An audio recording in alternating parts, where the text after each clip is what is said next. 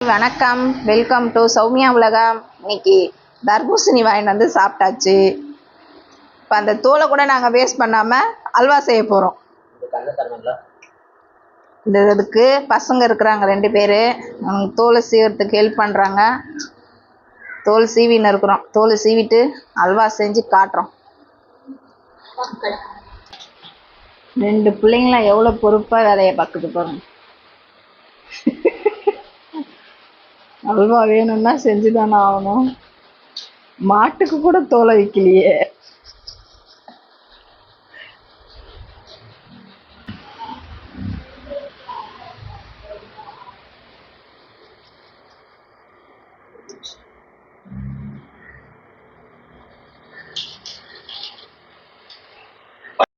பேரை சேர்ந்து எப்படியோ வெற்றிகரமா இந்த தோலை சீவி அழகாக சீவி கொடுத்துட்டாங்க. இப்போ இவங்களுக்கு நான் அல்வா ரெடி பண்ணி கொடுக்கணும்.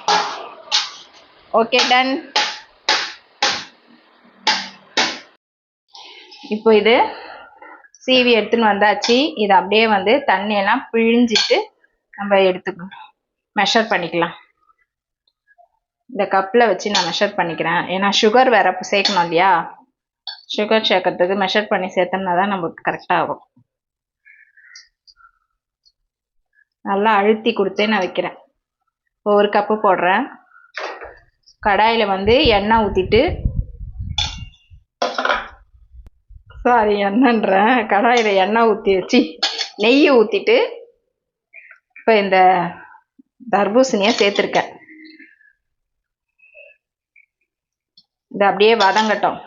அதுக்குள்ள நான் இன்னொரு கப்பு அளந்து எடுத்துக்கிறேன். மொத்தம் 2 கப்பு வருது எனக்கு தர்பூசணி. நம்ம 1 கப்பு சேர்த்துக்கலாம் சுகரு. இப்போ இது கொஞ்சம் நல்லா வதங்கி வரணும். வதங்கட்டும். இது நல்லா வதங்கி இந்த தோல் கலர் நல்லா சாஃப்டாக ஆகணும். சாஃப்டாக ஆகிற வரைக்கும் வதக்கி விட்டுக்கலாம். கொஞ்சம் மூடி போட்டு வேக வச்சிடலாம். ஒரு 2-3 நிமிஷம் அந்த நெய்யில் வதக்கிட்டு, அப்போ தான் கொஞ்சம் நெய் வாசனை நல்லா இருக்கும். ஒரு நேரம் வதங்கினதுக்கு அப்புறமா நம்ம ஃபில்டர் பண்ணோம்ல இந்த தர்பூசணி தண்ணி, அந்த தண்ணியை இதில் ஊற்றிக்கலாம்.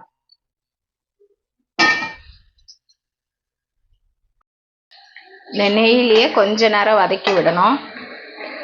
தண்ணி அதுக்குள்ளே அவசரப்பட்டு ஊற்றிடக்கூடாது.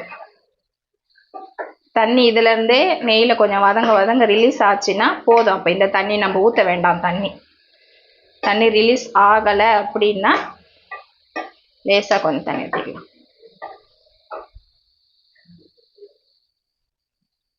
ரிலீஸ் ஆகுது இப்போ இதுலேயே தண்ணி. இது வேகட்டும். அப்படியே நான் மூடி வைக்கிறேன்.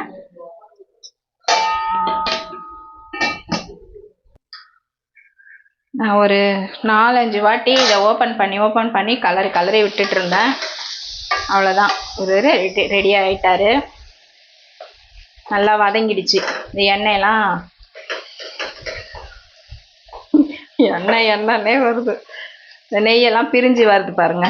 இந்த அளவுக்கு பிரிஞ்சு வந்தும் போது இதில் ஏலக்காய் தட்டி வச்சு இந்த ஏலக்காவை சேர்க்குறேன் நான். 3 ஏலக்காய். 2 கப்பு நம்ம தர்பூசணி சேர்த்தோம் இல்லையா, 1 கப்பு ஒயிட் சுகர் சேர்க்குறேன். ஒயிட் சுகர் சேர்க்க விருப்பம் இல்லாதவங்க நாட்டு சக்கரை சேர்த்துக்கலாம். இப்போ இதை அப்படியே நம்ம மிக்ஸ் பண்ணி விட வேண்டியதான். இது நல்லா மெல்ட் ஆகி வரணும். இது ஒரு 10-15 நிமிஷம் ஆகும் இது ரெடி ஆகிறதுக்கு. இப்போ நம்ம சுகர் சேர்த்த உடனே நல்லா தண்ணி ஆயிடுச்சு பாருங்க.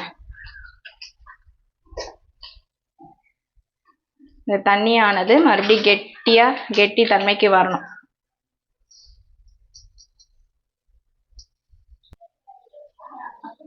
நம்ம அல்வா ரெடி பாருங்க. திருப்பி விடும்போது இந்த கலர் கொஞ்சம் சேஞ்ச் ஆகுது பார்த்தீங்களா.